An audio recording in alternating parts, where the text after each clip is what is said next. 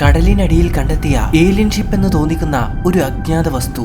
അതെ, 2011 ocean X എന്ന ഒരു സ്വീഡിഷ് ഗവേഷക സംഘം ബാൾട്ടിക് കടലിന്റെ വടക്ക് ഭാഗത്ത് പഴയ കപ്പൽ അവശിഷ്ടങ്ങൾ തേടി സൈഡ് സ്കാൻ സോണാർ ഉപയോഗിച്ച് പരിശോധന നടത്തുന്നതിനിടയിലായിരുന്നു കൃത്യമായ വൃത്താകൃതിയിലുള്ള ഈ ഒരു വസ്തുവിനെ കണ്ടെത്തുന്നത്.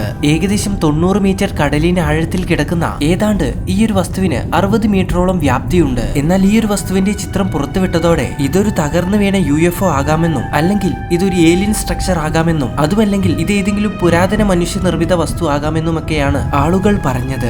അതിന് ചില കാരണങ്ങളും ഉണ്ടായിരുന്നു. അതായത് ഈ ഒരു വസ്തുവിന് കൃത്യമായ വൃത്താകൃതിയായിരുന്നു ഉണ്ടായിരുന്നത്. അതുപോലെ തന്നെ ഇത് കടലടിത്തട്ടിലൂടെ നീങ്ങിപ്പോയതുപോലുള്ള അടയാളങ്ങളും കൂടാതെ ഇതിന്റെ സമീപത്തെത്തിയപ്പോൾ ഇലക്ട്രോണിക് ഉപകരണങ്ങൾ പ്രവർത്തനം നഷ്ടപ്പെട്ടു എന്ന റിപ്പോർട്ടുകളുമൊക്കെ ആയിരുന്നു. എന്നാൽ ശാസ്ത്രം ഇതിനെ മറ്റൊരു രീതിയിലാണ് വിശദീകരിച്ചത്. അതായത് ഈ ഒരു വസ്തു ഐസേജ് കാലഘട്ടത്തിലുണ്ടായ ഒരു ഗ്ലേഷ്യറിന്റെ ഡെപ്പോസിറ്റ് ആകാമെന്നും അല്ലെങ്കിൽ ഇത് മറ്റേതെങ്കിലും അഗ്നിപർവ്വത സ്ഫോടനങ്ങളിൽ നിന്നും ഉണ്ടായതാകാമെന്നും കൂടെ ഇത് നീങ്ങുന്നത് പോലെ തോന്നിക്കുന്ന വരകൾ പണ്ട് ഗ്ലേഷ്യറുകൾ കടൽ തട്ടിനടിയിലൂടെ ഉരഞ്ഞു പോയപ്പോൾ ഉണ്ടായതാകാമെന്നുമൊക്കെയാണ് ശാസ്ത്രം ഇതിനെ വിശദീകരിച്ചത്. എന്നാൽ ശാസ്ത്രം ഇങ്ങനത്തെ വിശദീകരണം നൽകുന്നുണ്ടെങ്കിലും ഈ വസ്തുവിനെ കുറിച്ചുള്ള നിഗൂഢതകൾ ഇന്നും നിലനിൽക്കുന്നുണ്ട്. കാരണം ഒന്ന്, നമ്മൾ ഇപ്പോഴും ഈ ഒരു വസ്തു പൂർണ്ണമായും എക്സ്കവേറ്റ് ചെയ്തിട്ടില്ല. രണ്ട്, ഈ വസ്തുവിൽ നിന്നും നമുക്ക് ആകെ ലഭ്യമായത് പരിമിതമായ സാമ്പിളുകളും അതുപോലെ തന്നെ വളരെ മങ്ങിയ ദൃശ്യങ്ങളും മാത്രമാണ്. കൂടാതെ ബാൾട്ടിക് കടലിലെ തണുത്തതും ഇരുണ്ടതുമായ സാഹചര്യങ്ങളിൽ ഈ വസ്തുവിനെ കുറിച്ച് ഗവേഷണം നടത്തുക എന്നത് വളരെ ബുദ്ധിമുട്ടേറിയ ഒരു കാര്യവുമാണ്.